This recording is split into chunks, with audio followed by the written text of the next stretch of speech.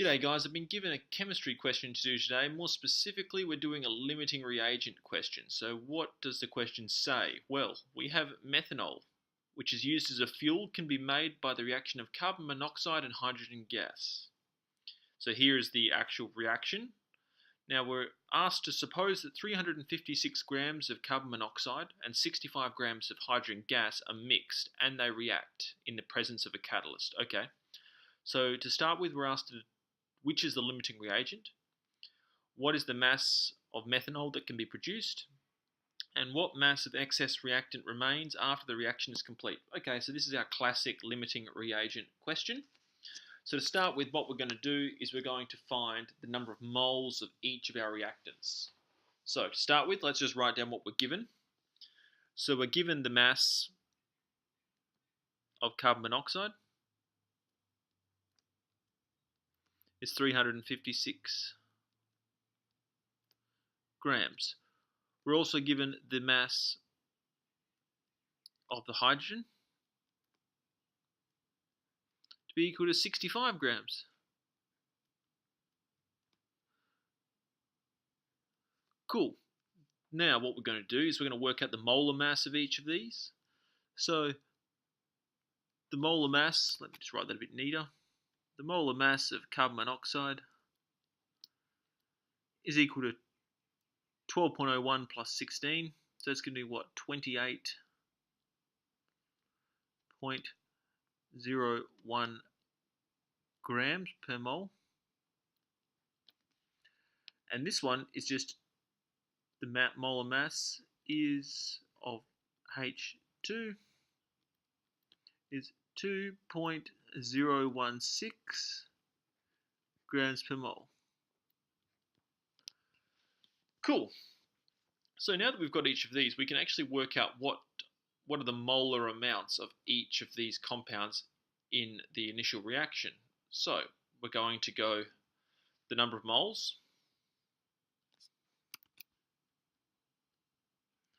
of carbon monoxide is equal to the mass over the molar mass, or 356 on 28.01. And for this one, we get 12.71 moles.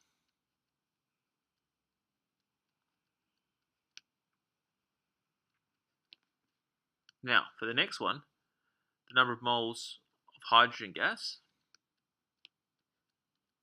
is going to equal, again, the mass on the molar mass, which is equal to 65 on 2.016. And that gives us a number of moles of 32.24.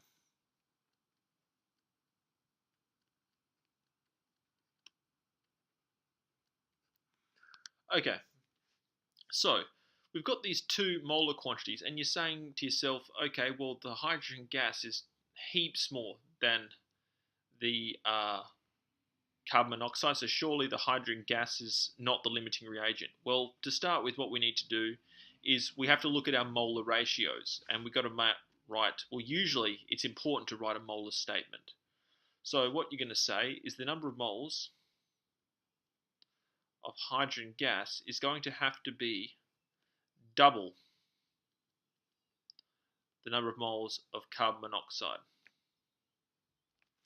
So the number of moles of H2 required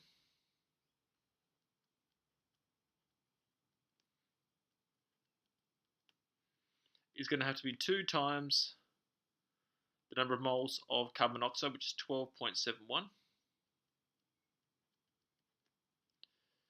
which is equal to 25.42.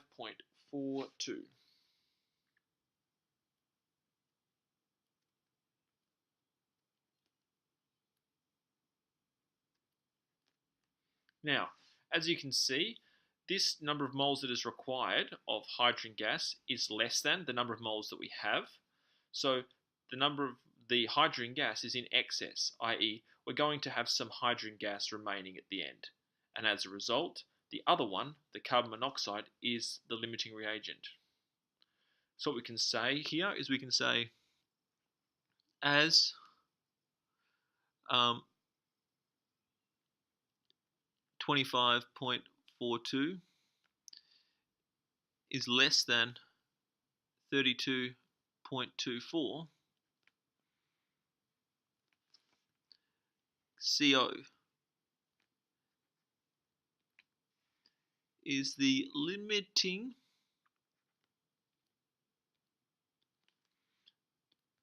reagent.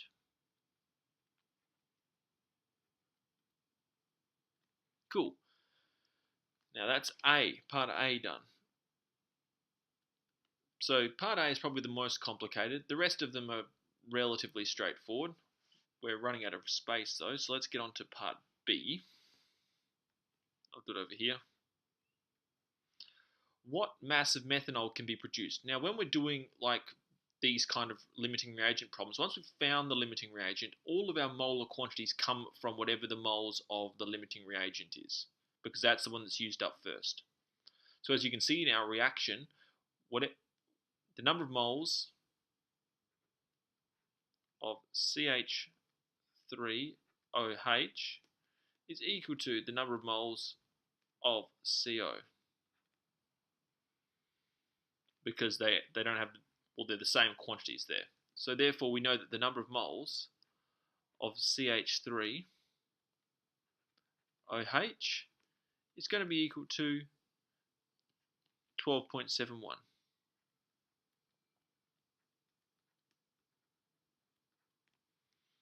Cool. So now all we have to do to find the mass of this produced is work out its molar mass. So we're going to work out the molar mass of CH3OH, and that turns out to be 32.042.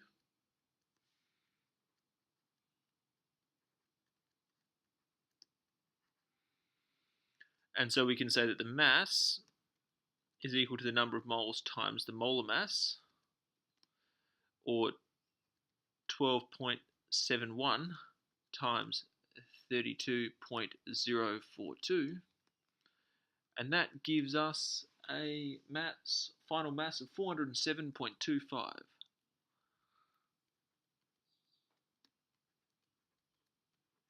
grams of CH3OH.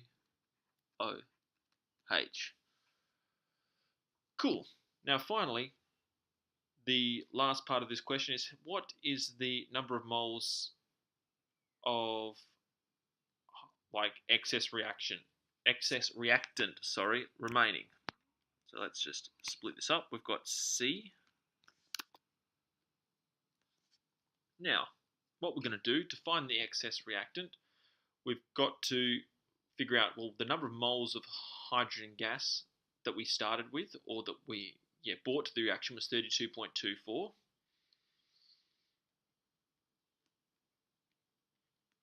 The number of moles that was consumed in the reaction was 25.42.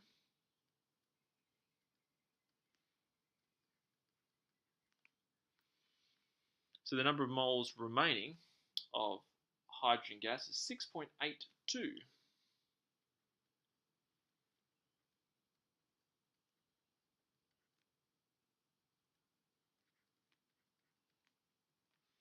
Cool. So to work out the mass of H2 remaining,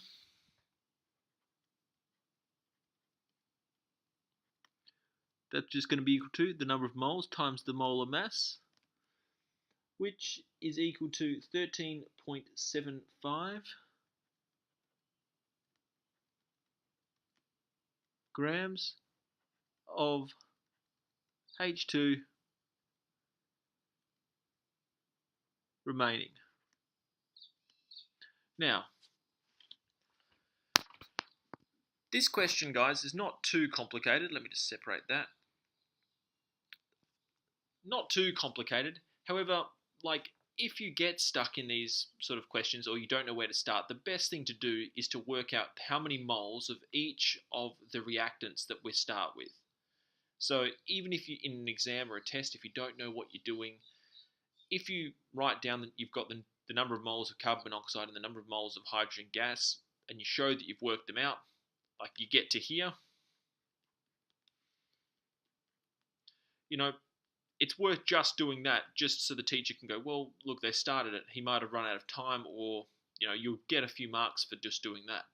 So I would recommend even just doing that will help. However, it's not too complicated once you've got the number of moles, looking at their molar ratios and going, well, I need double the amount of hydrogen gas as carbon monoxide. Oh, look, I've got more than double. So I'm going to run out of carbon monoxide before I run out of hydrogen. So that's basically the thought process that you need to take with you when you're looking at limiting reactants. And once you've done that, all you have to do is ensure that all of your molar quantities are based on your limiting reactant from then on. But apart from that, guys, it's not too complicated. Just do a few practice ones before you go into any test or exam. That's very important.